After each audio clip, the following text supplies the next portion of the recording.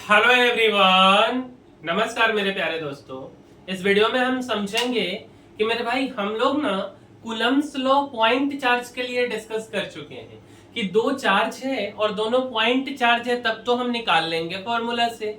लेकिन अगर line charge है तब हम कैसे कूलम्ब्स लॉ उस पे लगाएंगे, दूसरा उसका डेरिवेशन क्या होगा, और एक बार रिकॉल करेंगे कि पॉइंट चार्ज के लिए कूलम्ब्स लॉ क्या होता है। इस वीडियो का यही मकसद है, यही उद्देश्य है।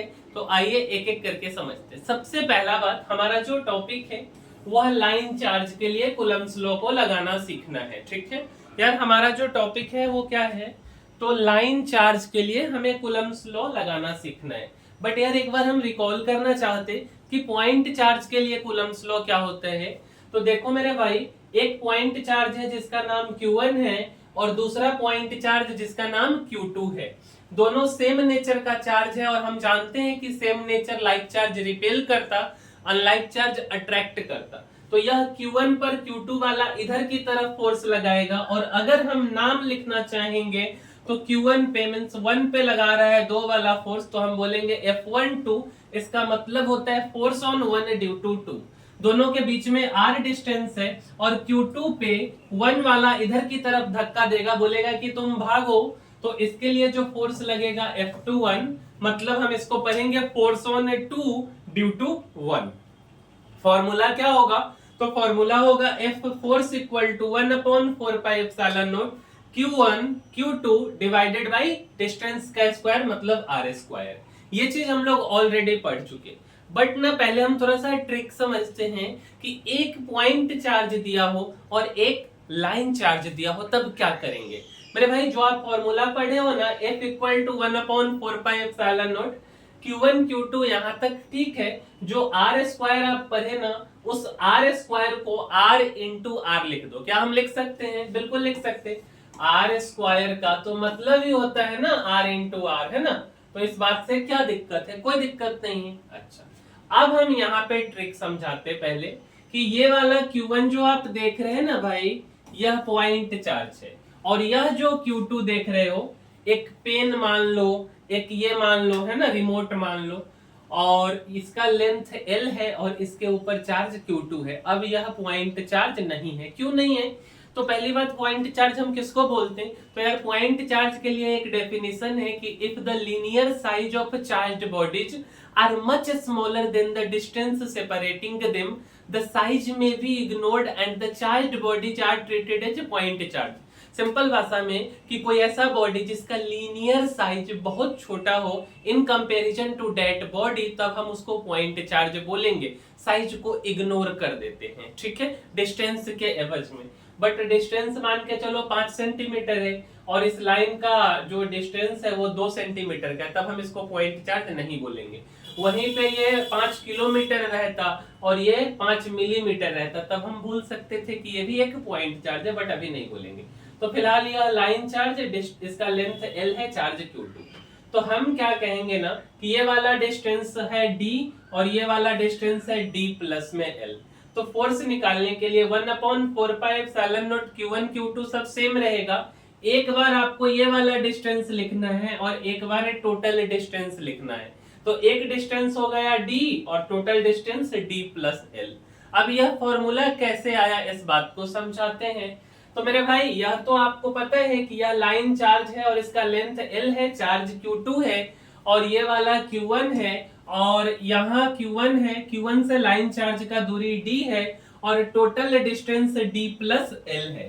तो हम क्या करेंगे, x डिस्टेंस पे एक एलिमेंट लेंगे और उस एलिमेंट को बोलेंगे कि यह एलिमेंट dx है, और बोलेंगे कि dx एलिमेंट में कितना चार्ज है, तो dq चार्ज है। तो इस बात को कैलकुलेट करते कि सबसे पहली बात अगर हम बोले कि L लेंथ में कितना चार्ज है, L किसका लेंथ है, तो जो लाइन चार्ज है उसका, तो L लेंथ पे Q2 चार्ज है।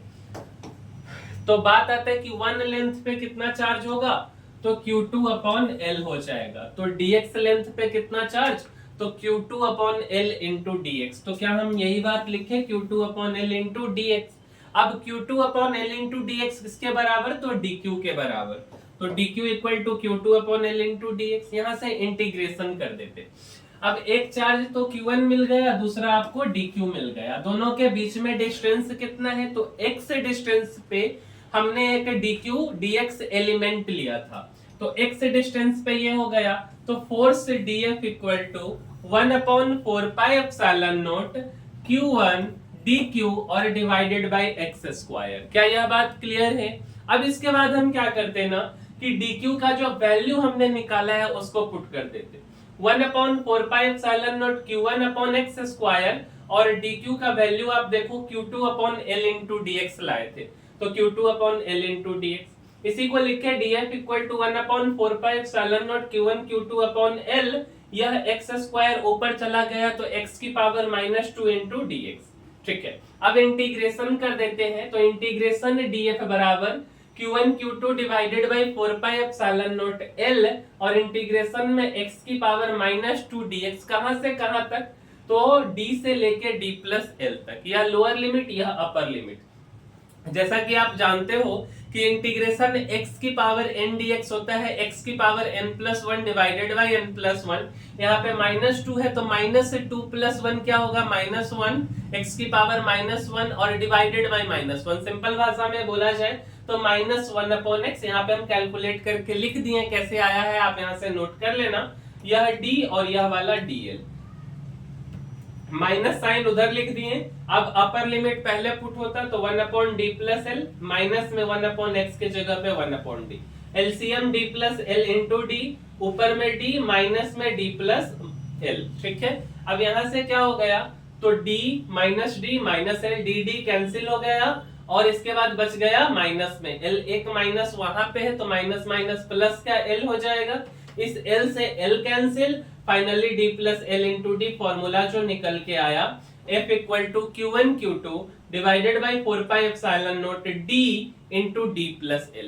तो यही फॉर्मूला तक हम लोगों को पहुंचना था, लेकिन यह तो हो गई लाइन चार्ज के बारे में, फिजिक्स की बातें। लेकिन मेरे भाई अगर आप स्किल सीखना चाहते हो तो हमारा ही दूसरा चैनल है कुणाल राज के नाम से। ठीक है, आप यहाँ पे काफी सारी कोर्सेज मिल जाएगा, जैसे अभी स्टॉक मार्केट के ऊपर, म्यूचुअल फंड के ऊपर, फंडामेंटल एनालिसिस के ऊपर, चैट जीपीटी के ऊपर काफी सारी कोर्स आई हुई हैं, और हर दिन इस पे वीडियो आ रहे हैं कंटिन्यूअसली, जो कि आपके नॉलेज को एनहांसमेंट कर सकता है अगर आप स्किल सीखना चाहते हो तो अगर आपके पास फ्री समय है 5-10 मिनट भी, तो आप जाओ इस चैनल पे, फॉलो करो, अच्छा लगता है तो लाइक शेयर और सब्सक्राइब करो। और इसी के साथ मेरे भाई हम इस वीडियो को समाप्त करते हैं, मिलते हैं अगले वीडियो में, तब तक के लिए धन्यवाद।